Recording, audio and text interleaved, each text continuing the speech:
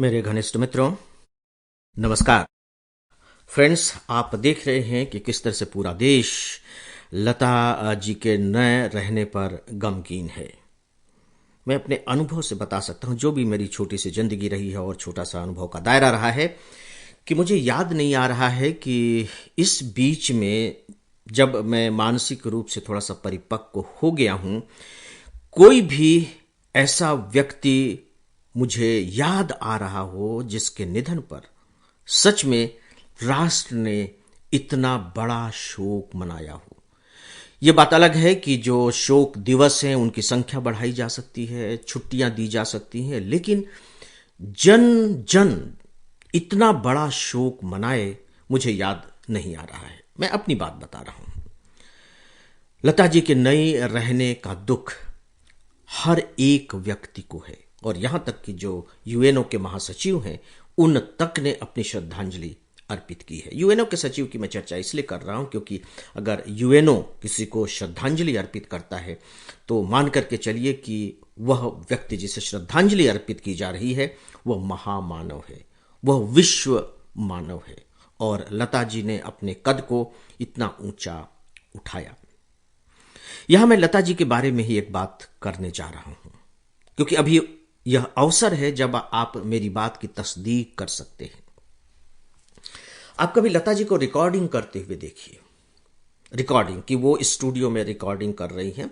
Channels पर इस तरह के चित्र दिखाए जा रहे हैं, दृश्य दिखाए जा रहे हैं, वो रिकॉर्डिंग कर रही हैं, खड़ी हैं और रिकॉर्डिंग कर रही हैं।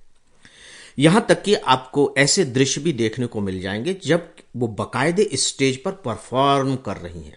मतलब स्टेज है सामने और वहां पूरी ऑर्केस्ट्रा बैठी हुई है और सामने पूरे दर्शक वृंद बैठे हुए हैं, लाखों की संख्या में, हजारों की संख्या में, और वो अपना गीत सुना रही हैं।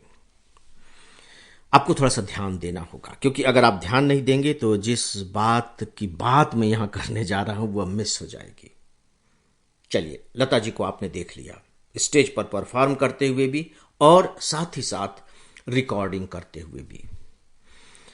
अब आप दूसरे सिंगर्स को देखिए और इन्हीं पोजीशंस में देखिए कि वो रिकॉर्डिंग कर रहे हैं और फिर स्टेज पर परफॉर्म कर रहे हैं।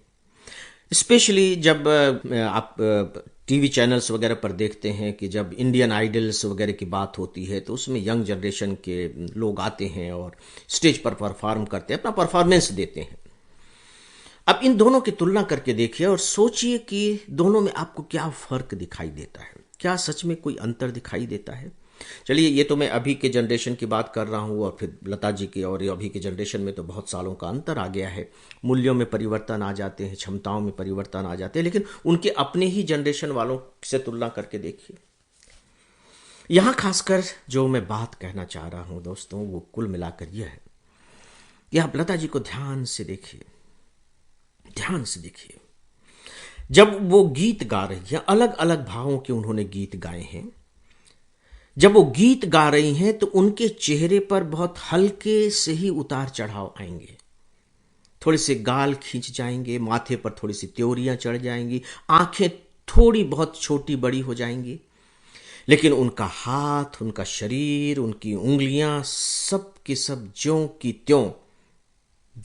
त्यों स्थिर रहती हैं। ऐसा लगता है जैसे कि वो कोई साधना कर रही हो। क्या मैं गलत कह रहा हूं? आपको उनमें शारीरिक रूप से कोई इस तरह के हाव भाव, चेष्टाएं दिखाई नहीं देंगी जो गीत के अनुकूल होते हैं।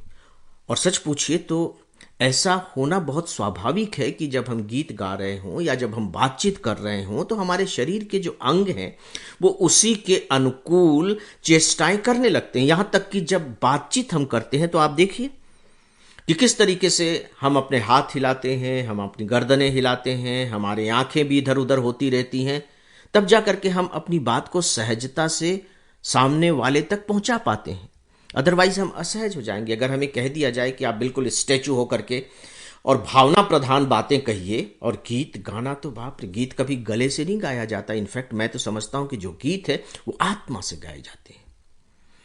और आप इतने अधिक भावना प्रधान बातों को, भावों को, विचारों को, स्थितियों को दूसरों तक पहुंचा रहे हैं, जन जन तक पहुंचा रहे हैं, और इस अंदाज में पहुंचा रहे हैं कि वे युगों युगों तक पहुंचते रहेंगे।